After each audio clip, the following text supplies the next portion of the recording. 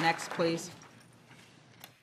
Approval of minutes of the following Dearborn Board of Education meetings. The regular P12 meeting from November 11th, 2019, Board Report 19-62, and Board Study Session November 13, 2019, Board Report 1963.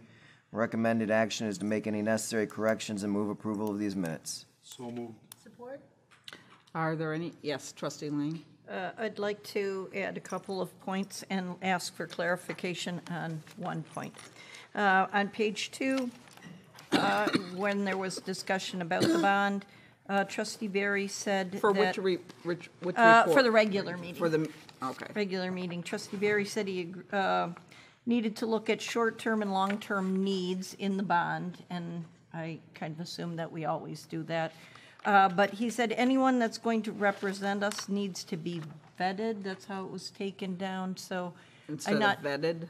It says vetted, but I don't know Okay. what that means, whether, I mean... That was during the discussion of an outside facilitator. Oh, okay, is that the case? So do we run background checks, or... I'm just unclear on what the that vetting meant, would so I be wanted to for. ask. Regarding Yeah, the right, first, Trustee Berry. statement you said, I said that's what I was hearing from the community, that they're looking for short-term, meaning immediate needs, which we have a lot of. Yeah. And some of the community members were saying they would like to see long-term needs taken care of, possibly, another building at the elementary level or high school, something. That's what I was just reporting, what I was hearing.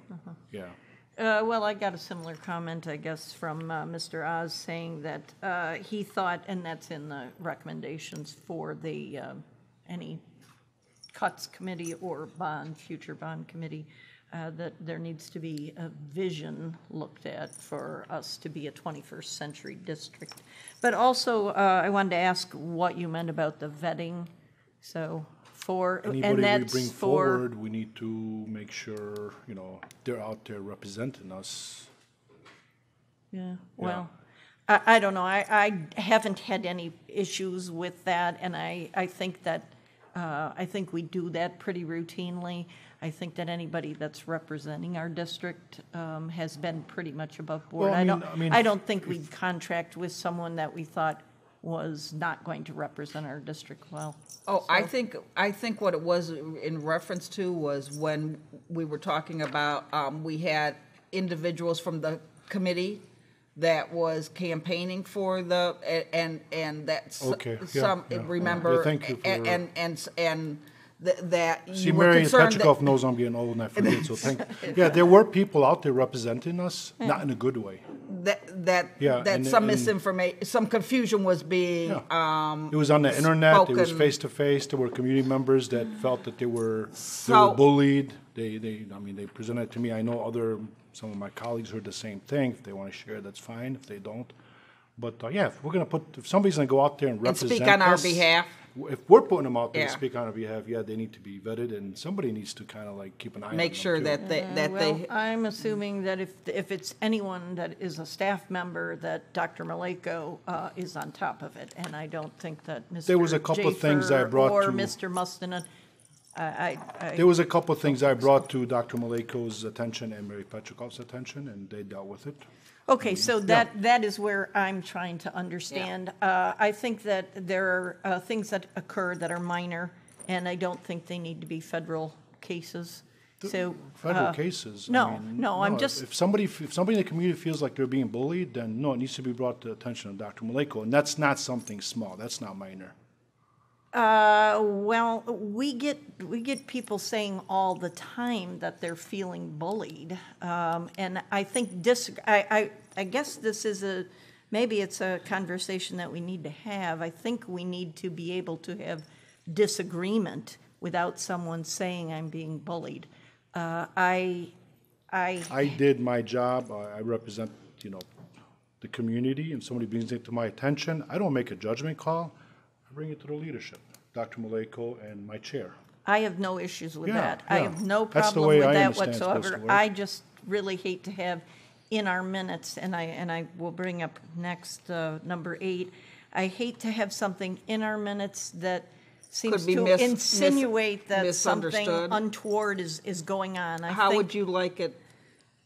Well, I mean, I don't... Because I don't know And that my you can other change. concern is, are we going to vet everyone that's on a curriculum committee? Do we do background checks? I mean, we're getting feedback from people. So I'm a little bit concerned about that wording. I guess what caused me to say that, I can bring it, I can bring the people to Dr. Maleko, let him talk to them. I mean, I don't want to get into names and who said and whatever. I Yeah, can right. bring it to his yeah, attention yeah, and and- he can take it from there. Yeah, and we do investigations all the time, Sure. both Yeah, I here don't, and I at the don't college. think he meant that kind of vetting. I think what Okay, it is so when. can we strike that line then from Are you the comfortable language since that it was anyone your that's line? going to represent us needs to be vetted? Anybody that represents us, I mean, how else would you say that? If somebody's gonna go out there and represent us, then yeah, maybe they need to answer to the superintendent or, Well, not vetted, but maybe monitored or have some oversight. I don't know. Because a lot of people on task force or committees or independent are free to speak their mind. I mean, you know, they can go out and represent the campaign, so to speak, I on will their be own. okay with changing the word so, to yeah. monitored Yeah, by the and you see where I'm administration. going. Right, I mean, I s- and I'm sure that I've said things, I know I've said things that are maybe ill-advised. I hope that I haven't said too many that are straight out wrong, but you see where I'm going. Yeah. I don't want to put a burden On of. people who have a freedom of speech yes, of exactly. promoting We have- something and they might not Right, say it in a right. way We all that have we freedom might of like speech. to. We all need to behave ourselves, especially going into 2020. And as elected officials, we do have a greater standard to. Right, but for a but for community member to go community to a member, meeting, I yeah. don't think they have to wear a mantle of Yeah. ermine or anything. Okay, trustee Moses? I think we're talking out here probably about two different things. Either person, when we say person who represents us, I take it that the person is either a staff member or us. contracted with our district to speak on our behalf. Now, if they were part of an independent committee Yeah. that was formed and the school district did cooperate with this committee, but we do not have control over this Right. independent PAC that was created, then we do not have any control as a Right. district over these individuals. I I agree. think what Trustee Barry, and correct me if I'm wrong, you were talking about individuals who might have a contract with the district who were presenting I this kind of think I information. was very clear when I said people that are out there to represent us because we So told they them. were not part of that independent committee and they're not. No, I wasn't referring to anybody in that Okay. committee. It was just, All right. the majority of what I'm talking about, Chair Petrikov and Superintendent Maleko know what I'm talking about. I mean, Okay. They have the information. I don't make those judgment calls. I just pass them Right, on. right. What happens It's from Just there? want to make. Alleged So information. Joanne, I don't know if you right. heard me. I would be okay changing the word to monitored. Okay. Can I just clarify one thing too, just so that everyone for the public knows that, so if you're an employee at Dearborn Public Schools on company time, yeah, we do have direct control, and there's a very extensive background check process that's required by the state that we have to go through, and when we hire people, we have more than just the background, it's also, it is a vetting It is a process. It's a vetting, vetting right. process. And so we have, a high level of control. Now, and we have to adhere to the Michigan campaign finance law and the federal law. So individuals, when they're on company time, including myself, we can't advocate one way or another.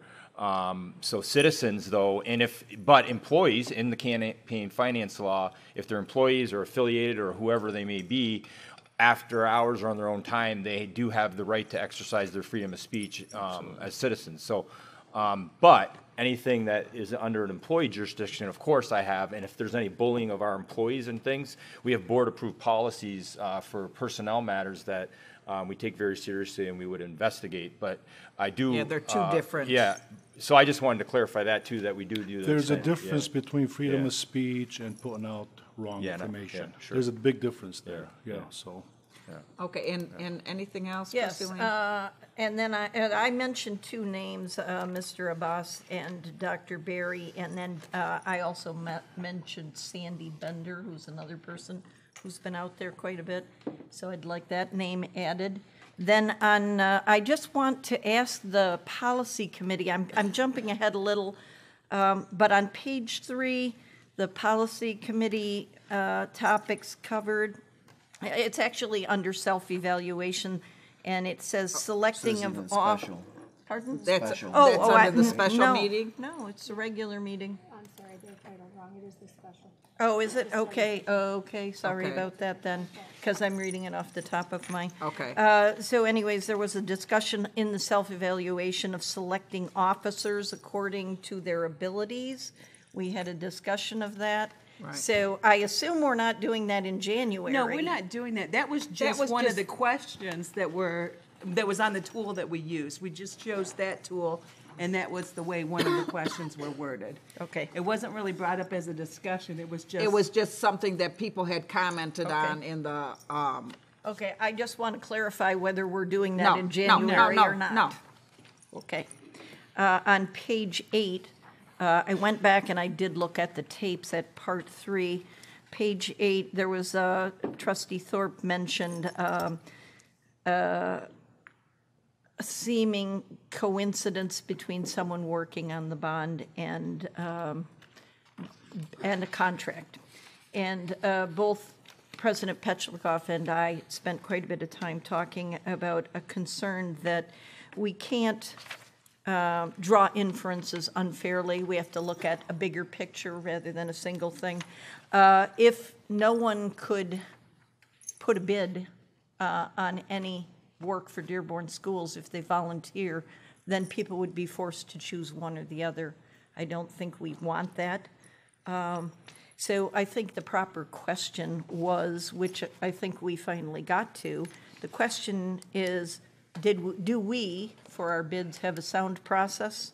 And did we follow the process?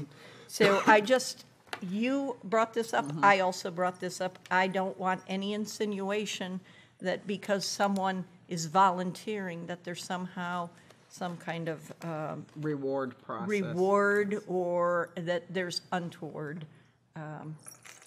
So would you like part of that I would just conversation like added? that Yeah. added, yes, and it was a long What are conversation. we was. adding? What are we adding?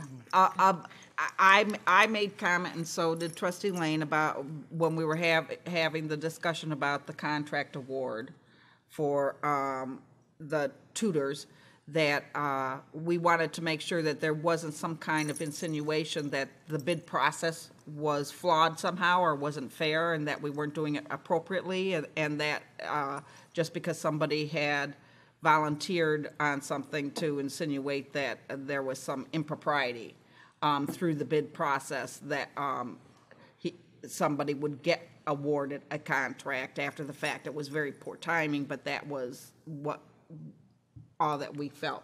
And that conversation did take place. If you want to go I back to the didn't walk tapes, away too. from that Yeah. conversation thinking that's how the conversation went. That's, We were it's questioning. what I said. Yeah, we weren't But it's not questioning in the process. minutes. We were questioning, I mean, I know that, it but was it's- mentioned a it's couple what I times said, that Steve, yeah, no, yes. I'm okay with Yeah. that, yeah.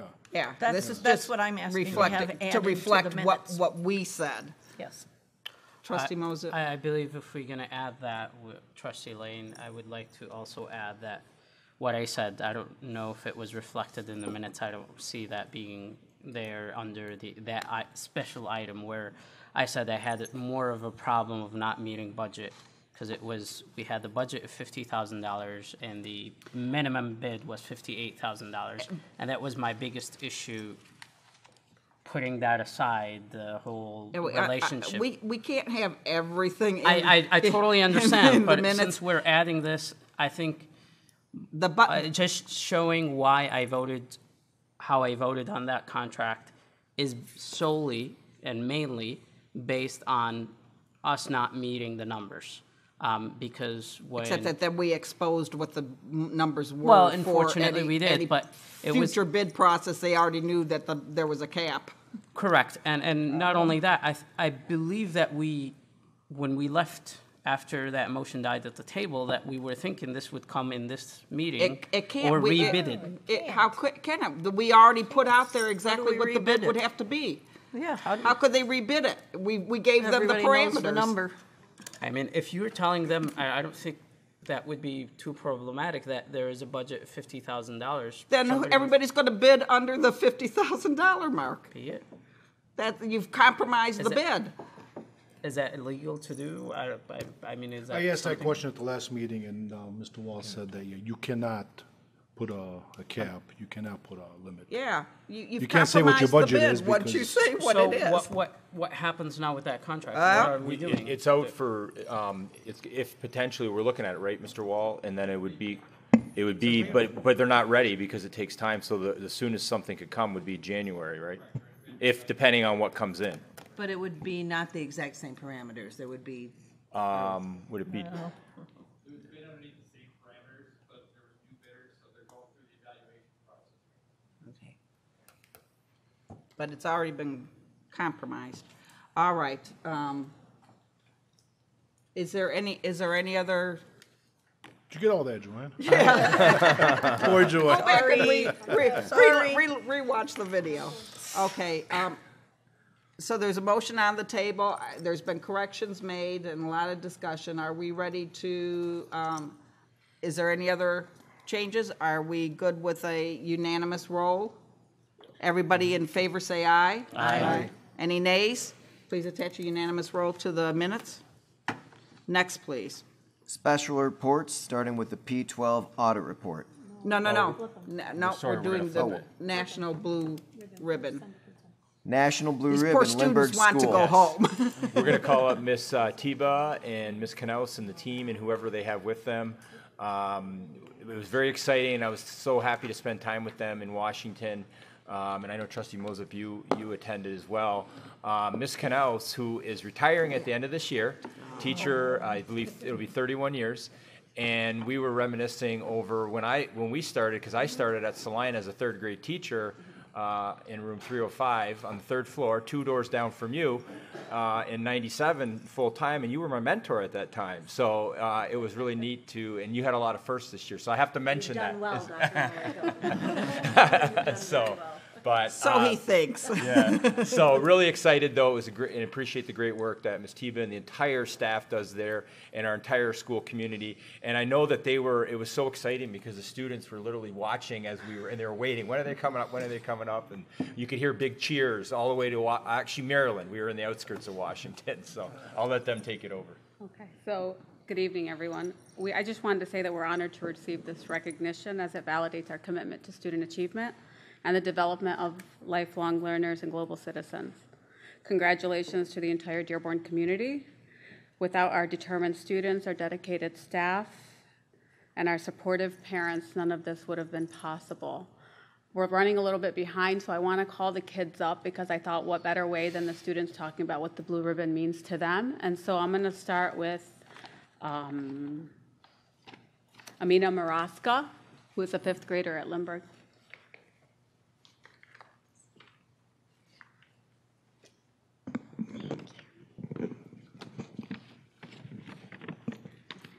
Good evening, everybody. My name is Amina Maraska, and I'm currently a 5th grade student in Miss Stetz's class. I am proud to say that I've been a Lindbergh student since preschool. I'm very grateful to be a part of the Lindbergh family and to be a student during this time when our school has achieved National Blue Ribbon status. Without a doubt, I'm extremely proud to be a part of a National Blue Ribbon school, but I can honestly say that I'm not surprised our school achieved this status. I feel the entire Lindbergh staff is outstanding and truly works together to create such successful students. I cannot thank my teachers enough for all the time and effort they have put into us students. It's obvious to all that our teachers are truly passionate about seeing us succeed. It motivates me to try harder every day and to show my appreciation for their effort and to also sharpen my saw and take advantage of their support. According to my research, it's my understanding that Lindbergh was nominated for a National Blue Ribbon School Award because we met the following criteria: exemplary high performing and among Michigan's highest performing schools as measured by state assessments or nationally normed tests. An award like this isn't earned by one individual. It's earned by an entire school, both students, teachers, and staff that all share the same expectation of achieving success. I believe a lot of our success is a result of being a lighthouse school and our ability to apply the 7 habits in our school work and daily life. I believe both the students, staff worked really hard and did their part in helping Lindbergh to become a National Blue Ribbon School. In closing, according to the National Center for Education Statistics, there are currently 132,853 K-12 schools in the United States.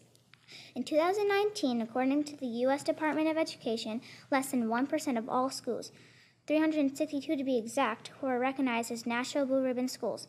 I'm so proud to say that Lindbergh was included in that 1%. Thank you so much to the students, teachers, and staff for making this possible. So proud to say, who wants a blue ribbon school? Always a blue ribbon school. Well done.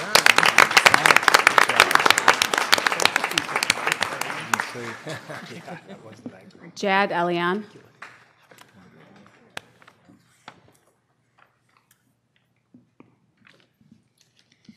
No job too big, no job too small. Have you heard that phrase before? Well, I definitely feel like that is Lindbergh Elementary. Caring, compassionate, goal-oriented, always ready with a smile are what awaits you at the doors in Lindbergh. Teachers are innovative and always looking for ways to help us succeed at learning. Being a blue ribbon school means everyone works together with the end in mind. Wink, wink. That's one of our leader and me habits. We, the students, are always made to feel like we are in charge of our learning. We are expected to set goals and meet or exceed those goals. But no worries if they are not met. The team at Lindbergh gets together to use their resources and help us achieve our goals next time and make sure that we don't fall behind. Lindbergh doesn't allow obstacles to get in their way. Lindbergh doesn't allow poverty, a tight budget, or student backgrounds to affect the learning that takes place. Let's take, for example, the classroom sizes this year at Lindbergh. I was in a classroom with over 30 students. Wow, that's a lot of kids. However, that did not stop us from doing some amazing learning. Thank you, Ms. Stetz. Our principal, Ms. Tiba, made sure to let the district know that something had to be done for more effective learning. She always has our best interest at heart. Thanks, Ms. Tiba. As a result, we got an extra teacher that we used in a split class that I am now a part of. I get to be more independent in my learning and continue to push myself to learn in new ways to meet or exceed my educational goals. Thank you, Ms. Gentinen. I can sit here until the morning, I'm sure no one wants that, and tell you all about the amazing things that take place at Lindbergh. I want you all to know that behind our closed doors takes place a lot of hard work and leadership. Otherwise, we would not have achieved such an honorable award. My mom always says it takes a village to raise a child. Lindbergh is part of my village. Thank you to all my teachers, Ms. Tiba, and the district of Dearborn for being part of my village and playing a huge role in my education and future success. And that's what being a blue ribbon school means to me. Madison Minor.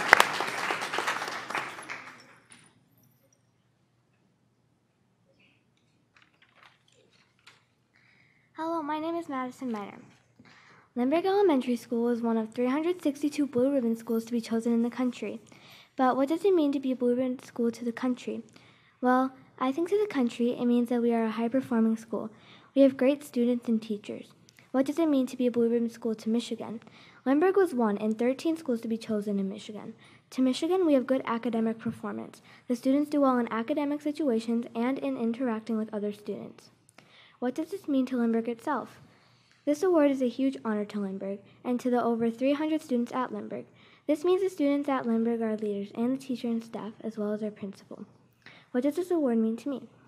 Well, to me, being at a blue ribbon school is a huge honor.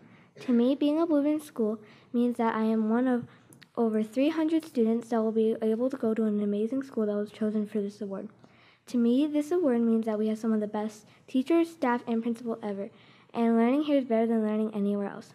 So in conclusion, this is what I think about learning at a blue ribbon school.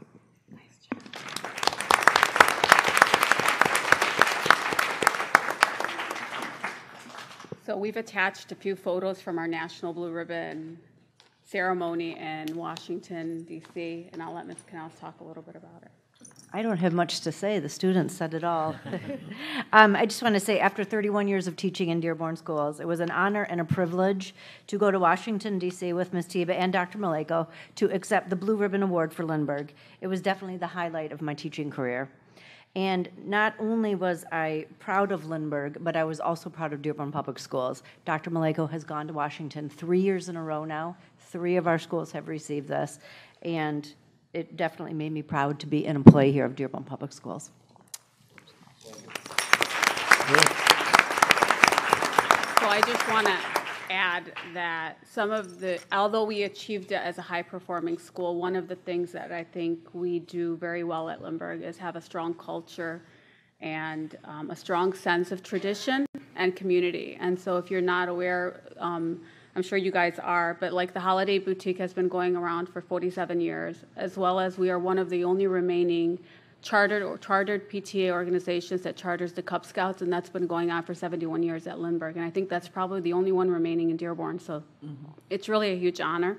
And I think, it's our commitment to creating leaders that are empathetic, balanced, goal-oriented, reflective, and global citizens. And really, I think what helps us stand out is our ability to become a lighthouse school, which we attained last year in May of 2019, actually this year. And really looking at the 7 habits and embodying them as practices in our building and allowing our students as our staff and us as a community to really change our paradigm shift, and that all students can be leaders and that everyone can succeed, and looking at our goals and other things like that, not only from an academic standpoint, but also from a social, emotional. And so that's something we are extremely proud of. Thank you guys very much. Thank you.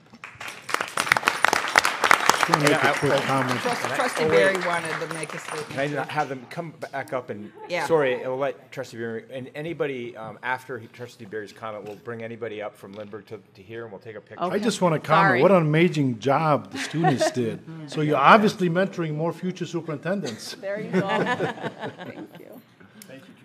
If everyone can come up. Anybody from Lindbergh? How'd they get in there? You're out there. Why? Trustee Thorpe's from Lindbergh. He was there till okay. He was there Mike, with them. the kids are. He showed up after the. Sorry. He's at STEM. Oh, STEM, yeah.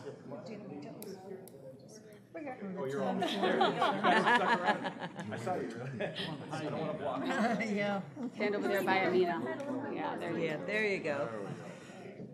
No, right here. Here Wait, goes. students, hold on, too. Hold that side. Can you hold that side? That side. And I'll hold this side. Pull it out. That. There you go. There was a version that was on stage in Washington. Ready? Yep, that's a brand new one. That was mine. He stole. Who gave it to him?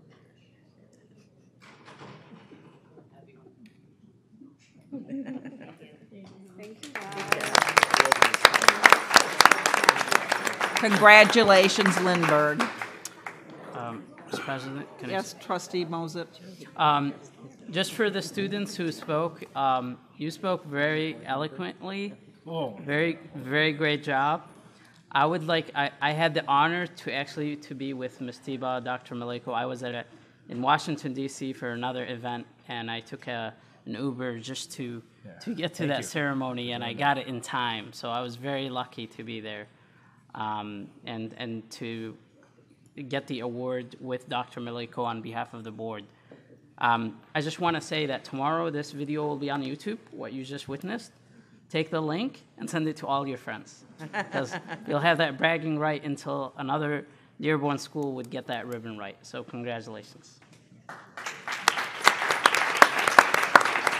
And when we were, thank you, Trustee Moses. When we were in Washington too, we met with Congresswoman Dingell, and she's going to come back. I'm not sure when the celebration will be, but she promised she's going to try to make it for the. We wish we could have brought up the whole school, but unfortunately, they have such strict rules that they only allow the 3. And Trustee Moses was able to get a pass, but Press pass. Yeah, press pass, because they wouldn't give me an additional pass, but they're very strict, and so we wish we could have brought the whole school and all the teachers, but we couldn't. So, they were there watching us, and I think we'll bring the party back to Lindbergh to celebrate with Congresswoman Dingell, and any trustees will obviously invite. Thank you. Okay, thank you. Next item, please. The P12 Audit Report, another exciting one. Oh, that one. All right, got an hour. We're ready to go. All right. I thought we went over that in I saw executive the 80 session. pages on my, All right. With me, I have Jeffrey Hagan from the independent auditing firm Plant Moran that will give you your audit update.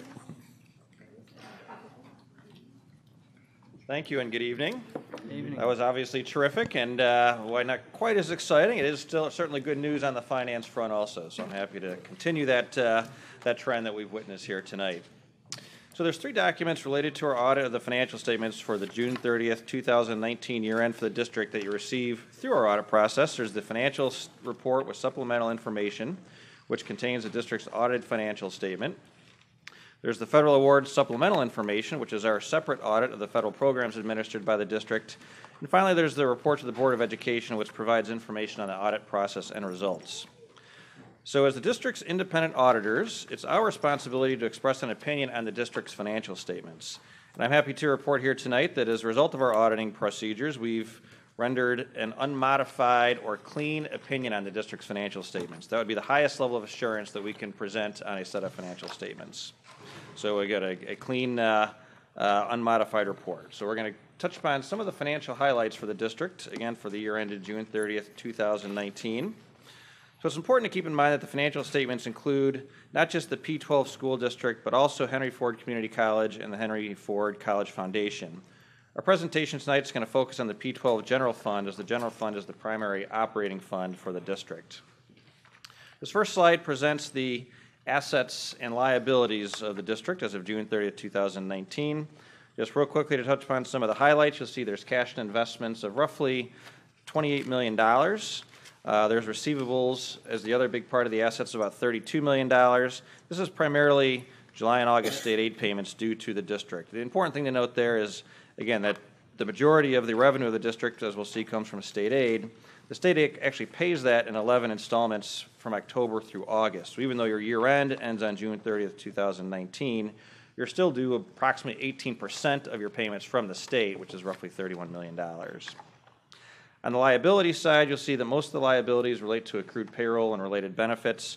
That would be the accrued salaries and benefits primarily for teachers for July and August, as they fulfilled their obligations to the district as of the end of the school year, but they still get paid throughout the summer. We have to accrue those benefits as of June 30th, and that would represent the majority of the liabilities. Next, we're going to talk about general fund revenue. Again, as you can see, for 2019, we had total revenue of roughly $224 million. State sources made up roughly 75% of that. That would primarily be state aid payments. And you'll see the next largest chunk is local source revenue, which is primarily property taxes.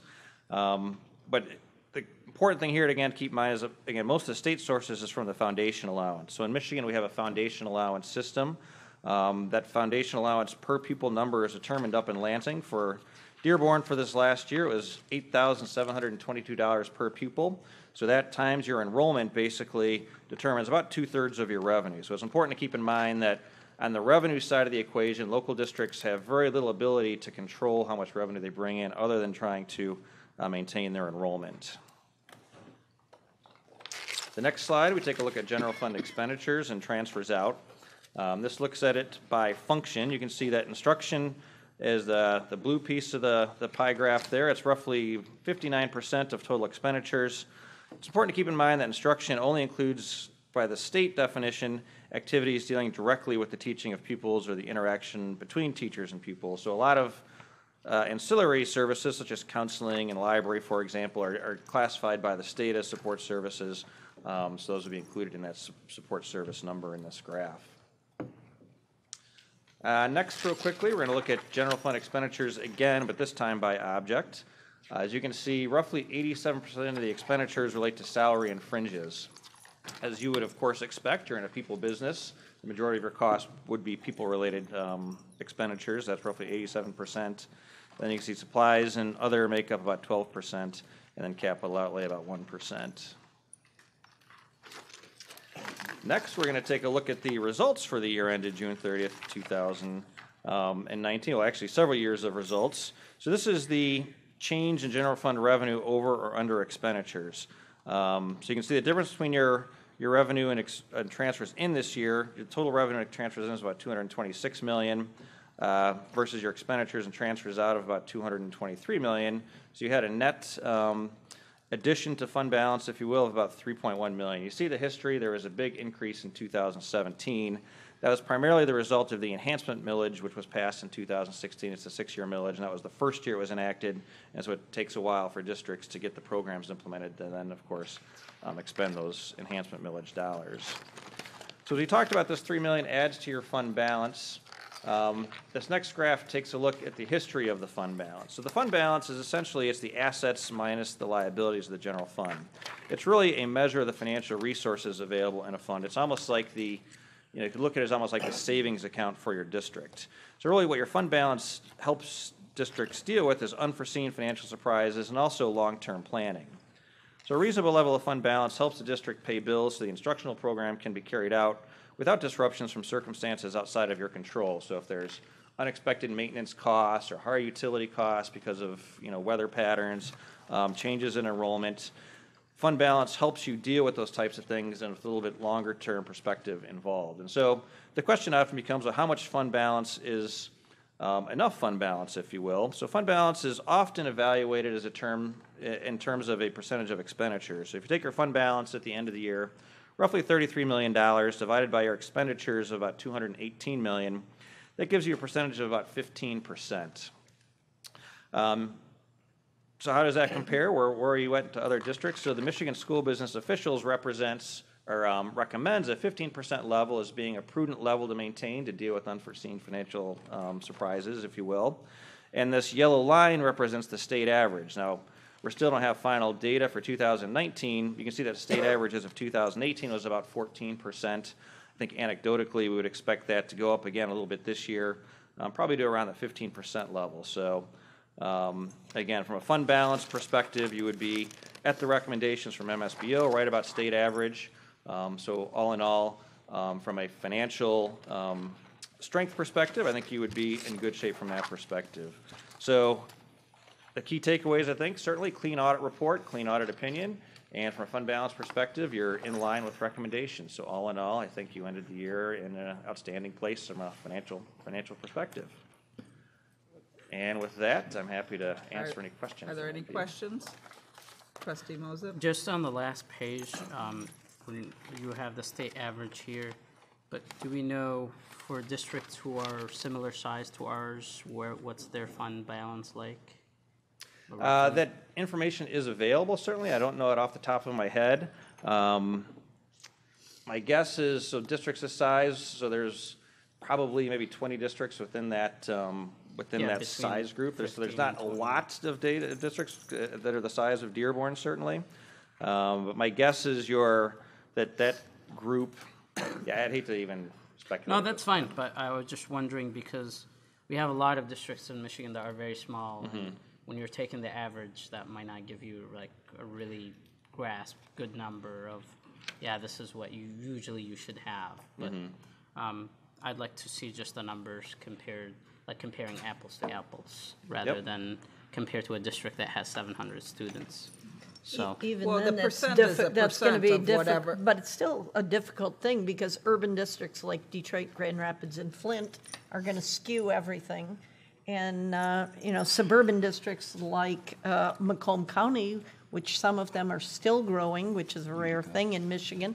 They also Plymouth Canton. Utica, Plymouth Canton, right? They also have bigger surpluses, so we're pretty unique. I'm I mean, glad it's that always we're good info to on the have, but- average, though. I'm very glad that we're Well, you hitting should at always least have a our target number. goal, and The- that's the what recommended we number, had. Yeah. Yes. And can I just mention too, with the state funding system, which we have the finance collaborative that we've presented here a while back in studies, that you have a lot of groups saying that the current school funding system is broken and needs to be changed. So on top of that, you have different foundation allowances for different districts, so different revenues are being generated as well. And so, I know we presented on the finance collaborative, which we have a large ELL population, and and obviously with free and reduced lunch, but ELL, they focused on that, there's extra finances that are needed to provide quality education. So those are other factors that come into play when you have some districts getting higher foundation amount allotments as well. Yes, Trustee Lane? I would just like to reiterate something Mr. Higgins just said. He said that we have basically no control over our budget. The one place that we can affect our budget is bonds, or bond or millage, which we obviously just failed. So I know there were lots of questions about whether we should pay our teachers more, and a lot of people expressed support for, well, we endorse the teachers and all of that, but we actually can't spend that on teachers anyways. So we're very tightly boxed in financially. So I don't think a lot of people understood that during our last bond process. And it's probably something that we need Dr. Maleko to get across to people. I often feel like I'm preaching to the choir. Choir is growing smaller and smaller, but, and I don't know about the singing abilities here. The earlier group is probably much better, but it's something that needs to be said again and again. So, thank you. And quite frankly, when you look at the pie charts, the capital outlay that we are spending is 1% of our, and the majority is going to our payroll, basically. So we don't have any money to spare when it comes to being able to do any kind of infrastructure needs or any of those kinds of improvements. We are already as thin as we can possibly be. So I don't know how we can express that any better to the community, that we've been minding our pennies the best we can. And I don't know, can you remind everybody, what is the percent? I believe that the state still has that cutoff of if your fund balance drops below a certain percentage, that they can come in and take over. So there's early warning legislation Right. that was passed in 2015, or if it drops below 5% for 2 consecutive years, that's a sign that the state uses of potential financial distress, and that's where they can come in. There's additional reporting you have to do and additional compliance to make sure that the district does not go into deficit, because if you go into deficit, then you obviously have to have a deficit elimination Right. plan. And just to comment on the millage that didn't pass, so since the proposal that passes Proposal A back in 1994, where it shifted funding from local property taxes to the state foundation allowance, there are very strict rules. You are absolutely prohibited from using capital bond funds for operational activities. And in fact, when you have a bond fund, there's actually a separate audit we do to ensure those dollars are spent only on allowable activities and not being used for other operational type Right, type so there's actions. always oversight outside of us as to how those tax dollars are being utilized. absolutely. We tried to explain that. Trustee McDonald? I just wanted to commend Tom and his team for the hard work that they've done in making us a better district and more physically sound. Well, he did get Awarded, yes. awarded this year, so. Let's give him. And the team, and the board too. Oversight. I remember not too long ago when we were at that 5%. Close to the 5%, yes. And it That's was why I very wanted to remind everyone, nerve-wracking, yes. yeah. 2013. Yeah. Right, and it took a lot to get us over that Right. hump and continue. And we don't want to do that slippery slope. Because again, if you have an emergency and that's all the funds you have, a major emergency can, deplete that in a moment. And we all know even how expensive bird poop is.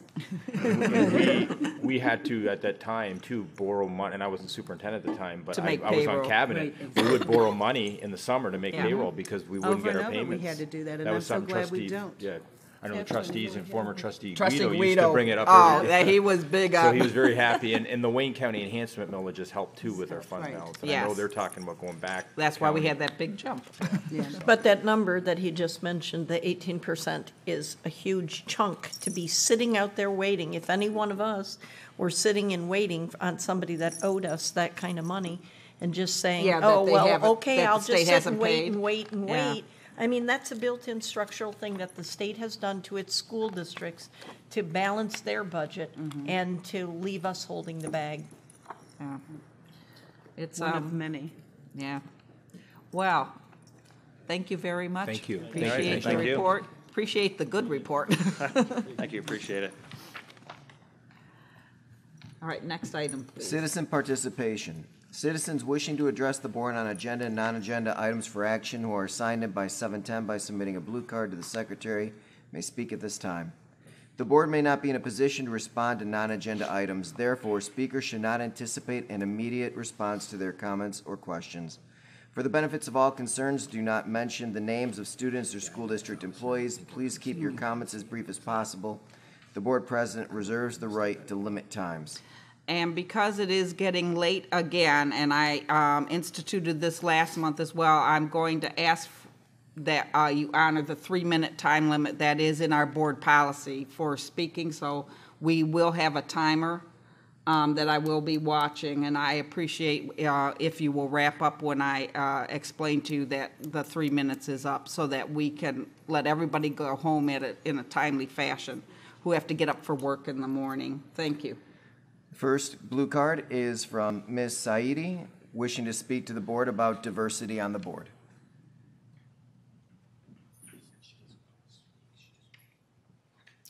Hello. So I timed this. I'm at 3 minutes and 5 seconds, so if I could just have extra 5 seconds at the end. My name is Amira Saidi, and I am here to represent My Ed Justice Coalition and my CORE, the Michigan Caucus of Rank and File Educators. I am here to voice our gratitude for Adil Mozip being on the Dearborn School Board. As a daughter of Yemeni immigrants born and raised in the U.S., I have felt the burden of being different or even seen as less than in America. Any minority in this country can attest to this. Having a representative on the school board who looks like me and speaks my mother tongue was surprisingly empowering as a parent, teacher, and activist. I did not know how much access to the board I was missing or even indirectly being denied until Adil was appointed to the board. Last year, I contacted the board about an urgent issue, the unethical mass retention of our students due to the 3rd grade reading law. I repeatedly sent emails inviting board members to our community conversations. One email reply stuck out to me. A board member replied with, "Received and read."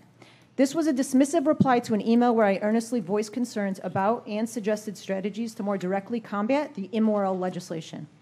In contrast, when I sent Adil a concerned email this year, he replied to me and followed up with a phone call.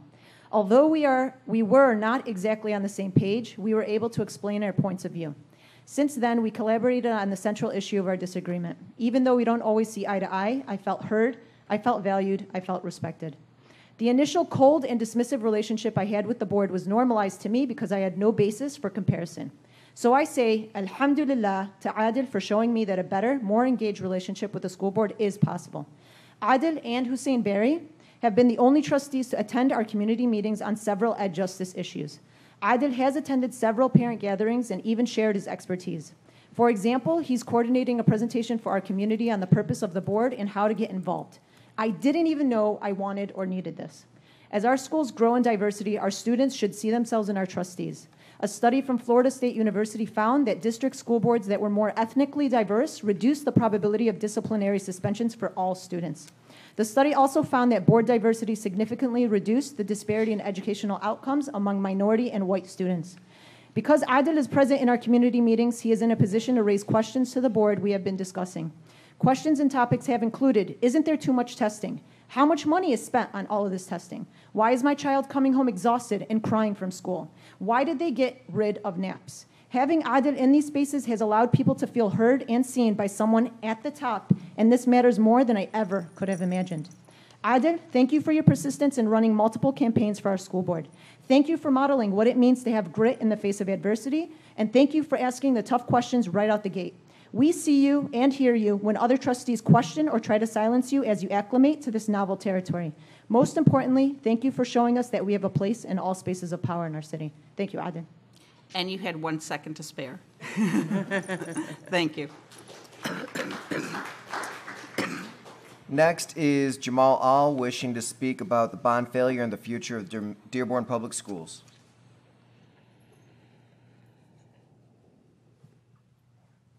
I promise I won't take that long. Good evening, Dr. Maleko, distinguished board members. I'm glad to hear some of the comments that were negative were brought out at this meeting today, because that's a lot of what I was hearing out there of, number one, why do we need this bond? Number two, where is this bond going to take us down to? Being a part of the building trades for over almost 30 years, and part of Dearborn for a majority of my life, we back our Dearborn Public Schools. We back this board, we back our children. And it was disheartening to see this fail, but I could see why. Speaking to one of your committee members, I asked, what is this bond for? What are we going with it? Why do we need it? And the comments I got back were, our buildings are deteriorating. Well, is this bond going to teachers? No, this bond is not going to teacher salaries. I think having it dictated like Mr. Oz, I believe is his name, and broken down more for the public to understand where all of this is going and why we need it. Think about it, we're raising taxes in the city of Dearborn. We pay taxes. We pay a lot of taxes in the city of Dearborn. So raising taxes is disheartening, but at the same time, good if we need it. And I think a lot of the citizens here in the city are willing to pay that if they know that we need it. And I just think that being more clear would help with the bond and passing the next bond that we're coming out to. And I'm glad hearing about the committee. If I could, I'd like to sit on that committee. If I could, I'm volunteering. You don't have to pay me. We won't. But I also feel that, you know, there's a lot of things in the city of Dearborn that I work on from behind the scenes that many of you know, and that I try to get passed and done and pushed through to help the kids of this city and our citizens here. That being said, I think it's time for me to come out from behind the shadows, and I'm announcing tonight that I'm going to be running in 2020 for school board. Thank you. Thank you. Next item, please. The next blue card, and this is from Nafila Hyder. She just wanted us to read this regarding some of the discussion we had earlier from the minutes about the ethics of volunteering is a big word. If all volunteers expected a contract or job, we would not have thousands of PTA members working in our schools daily for free. No ethical volunteer will turn away from serving the students because they weren't, Weren't paid. Awarded. weren't awarded, sorry. It's preaching to the choir. Please know that the community is far more intelligent than you give them credit for.